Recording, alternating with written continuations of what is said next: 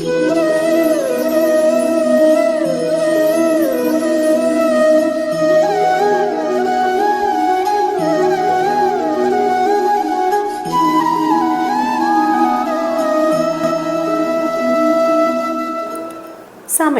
Time, അതൊരു നിത്യസത്യമാണ്.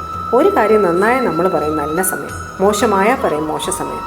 എന്തായാലും എല്ലാം സമയം പോലിരിക്കും.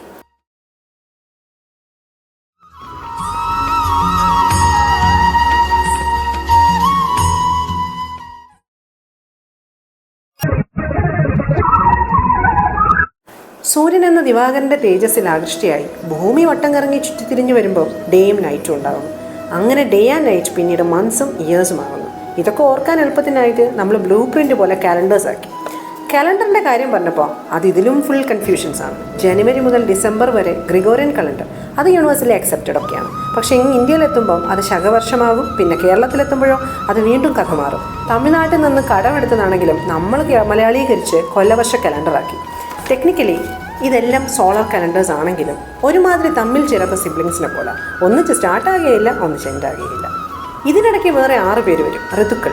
ഇപ്പോഴത്തെ ഗസ്റ്റ് വർഷ ഋതുവാണ്. ഈ കുടുംബത്തിൽ 2 പേരുണ്ട്, മിഥുനം, കർക്കിടകം. അല്ല, കർക്കടകം.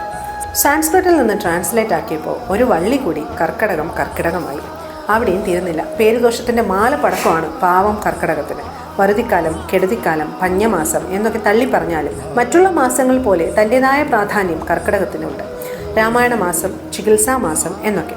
മഴക്കാലത്തെ പ്രകൃതിക്ഷോഭം നമ്മുടെ ഉള്ളിലെ പ്രകൃതിയിലും ഉണ്ടാകും. ആ പ്രളയം ഇളകി മറിഞ്ഞു വരുമ്പോൾ അതിനെ പുറന്തള്ളുക, clear it out, detoxify, that's it. ഒരു ഫെസ്റ്റിവലിന് മുന്നേ ഒരു ക്ലീനിങ്, ഒരു റീസ്റ്റോക്കിംഗ്, ഇതൊക്കെ ചെയ്യില്ലേ? ഇതൊക്കെ പുറമേ ഉള്ള പോലെ ഉള്ളിലും ഉണ്ടാകണം. ഇങ്ങനൊരു ടോട്ടൽ ക്ലെൻസിങ് ഉണ്ടെങ്കിൽ എല്ലാം ഉഷാറാകും. വരാൻ പോകുന്ന ഓണവും ഉഷാറാകും. കാലത്തിനനുസരിച്ച് കോലം കെട്ടുക എന്നൊക്കെ പറയില്ലേ? സീസണൽ ഫുഡ് കഴിച്ച് സീസണൽ ലൈഫ് സ്റ്റൈൽ പ്രാക്ടീസൊക്കെ ചെയ്ത് ഇങ്ങനെയൊക്കെ ആയാൽ എല്ലാം സെറ്റാകും. Self care, it is very important. Self care is not selfish. ചുമരുണ്ടെങ്കിലല്ലേ ചിത്രം വരയ്ക്കാനാകും.